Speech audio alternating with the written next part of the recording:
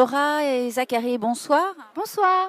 Bonsoir. On vient de vous entendre dans le concert de Rétropolitain à Méru. Vous avez un univers vraiment particulier et très propre à vous. Est-ce que vous pouvez nous en parler un petit peu? En fait, le Rétropolitain, comme son nom l'indique par le mot rétro, c'est un univers qui essaie de se placer dans un contexte rétro-futuriste, de faire un peu les liens entre tous les mondes imaginaires qui se réclament en fait justement de cette mouvance-là. Donc comme par exemple le steampunk ou encore le dieselpunk. Pour ceux qui connaissent moins, le steampunk c'est un peu une vision futuriste qui viendrait du passé, mais avec notre vision moderne.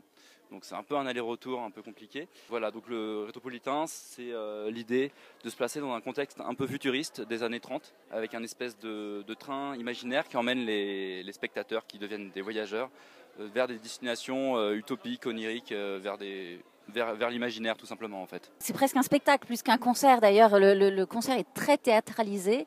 On se retrouve vraiment en voyage dans le Rétropolitain avec vous et c'est beaucoup de décors, on a aussi des micros qui modifient la voix, enfin, il y a vraiment énormément de choses tout autour de la musique. Oui, ça c'était vraiment une volonté de Zachary et de moi-même. On voulait quelque chose de très complet. Ça c'est quelque chose qui est assez propre aux mouvances steampunk.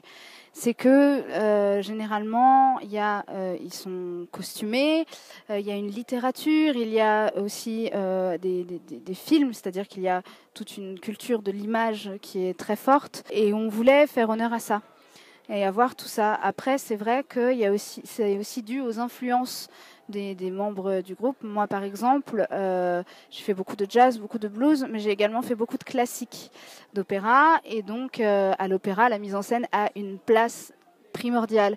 Je voulais retransposer ça ici et j'ai eu la chance de trouver un partenaire musical qui a bien voulu me suivre dans ce sens-là. C'est l'idée vraiment d'avoir quelque chose de cohérent. La musique, la mise en scène, le visuel, les costumes, tout soit un univers cohérent en fait. Le moins de petits détails qui seraient liés au Rétropolitain, on reconnaîtrait tout de suite sa marque de fabrique. Alors Rétropolitain, c'est un premier album, donc c'est une première scène ce soir aussi. Le groupe a combien de temps? La première fois que l'idée a été lancée, c'était il y a 1 an et demi peut-être, alors qu'on était en concert à Prades, à côté de Perpignan, sur un plan de groupe jazz en animation d'un festival. Pas grand-chose à voir avec le Rétropolitain aujourd'hui.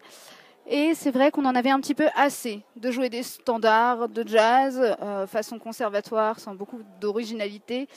Et on avait envie d'un petit grain de folie. Et donc, c'est comme ça que le Rétropolitain est né. Ensuite, il y a eu toute une mise en place, trouver les gens pour nous suivre, etc. Et c'est comme ça qu'on a eu notre équipage que vous avez vu ce soir. D'autres dates dans l'Oise qui sont prévues ou pas? Dans l'Oise, non. Après, il y a des endroits qui peuvent être accessibles quand même aux gens de l'Oise, c'est-à-dire on va jouer au festival à l'Arrache de Cergy. Sinon, on va jouer à Geekopolis à Paris. Après, sinon, ça devient carrément encore plus loin. Donc bon, voilà. N'hésitez pas, si les gens sont intéressés par nos concerts, à venir voir notre page Facebook ou notre site internet rétropolitain.fr où en fait on informe des prochaines destinations du Rétropolitain. Super, merci beaucoup Zachary. Je vous en prie, merci beaucoup. Merci Laura. Merci à vous.